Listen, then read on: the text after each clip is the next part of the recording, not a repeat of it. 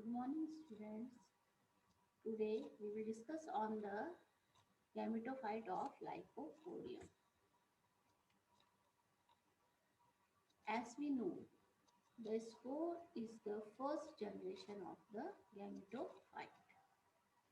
The spores of gametophytes are homosporous, means they are all alike in shape and size. So the spores are unicellular and range in diameter between 0.03 to 0.05 millimeter. This is the picture of Lycopodium spore. Here you can see the triradiate mark. The spore has two layers, the inner granular layer and the outer concentric layer, granular layer. Here you can see the spores. It will, it is, the spores of Lycopodium is unicellular. It is having only one cell and are having reserve food material in the spores, means fats and oils. Chloroplasts may or may not be present in the spores. Spores will germinate to give rise to the gametophyte. Gametophyte of Lycopodium is also known as the prothallus. So, the development of the spores in different species of Lycopodiums vary from species to species, but but mainly the spore germinate in the following procedure. So here you can see the early stages in the development of the gametophyte. So the first division of the spore is, this is the first division of spore. It divides into two cells. The lower one is known as the rhizoidal cell and the other one is known as the larger cell. So at this stage, the spore of the Lycopodium, it is it absorbs water and swells.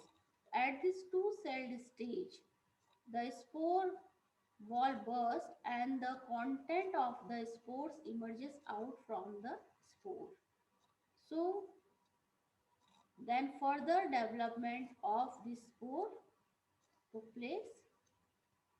So here after this first division, the rhizoidal cell, it does not take part in the further division and the larger cell, it divides further in the development.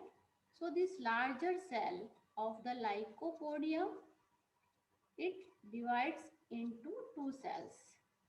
The one which is nearer to the basal cell is, one which is near to the rhizoidal cell is known as the basal cell, and the other one that is on the, it is far from the rhizoidal cell is known as the apical cell.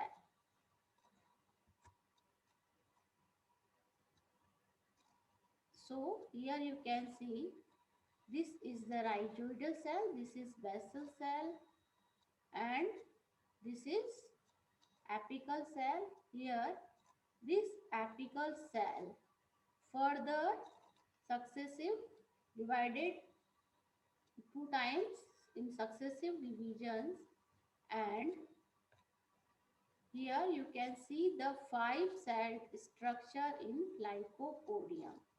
At this stage, five-celled stage, the Lycopodium, after this, for further development, Lycopodium needs a fungus known as the Phycocystis fungus. If the Phycocystis fungus enters into the basal cell, fungus basal cell of the Lycopodium. If this fungus, Phycocystis fungus, enters into the basal cell at 5-celled stage, then the further development of the gametophyte proceed. If this fungus doesn't appear or does not enters into the cells, basal cell of the Lycopodium, then its further development will not proceed. So at this 5-celled stage, the entering of Phycocystis fungus is very necessary. It is believed that this fungus gives some chemical substances to Lycopodium which is vital for the development of the Lycopodium gametophyte. After this, after this 5-cell stage, the development in the apical cell, it divides in 5 times in the 5 cells, and this type of structure we can see in the gametophyte. So here you can see after 5 division, apical cells change into the meristematic cells. So meristematic cells take over the function of the apical cell, and in this way the prothallus is formed from the spore of the Lycopodium. So spores germinate to give rise to the prothallus.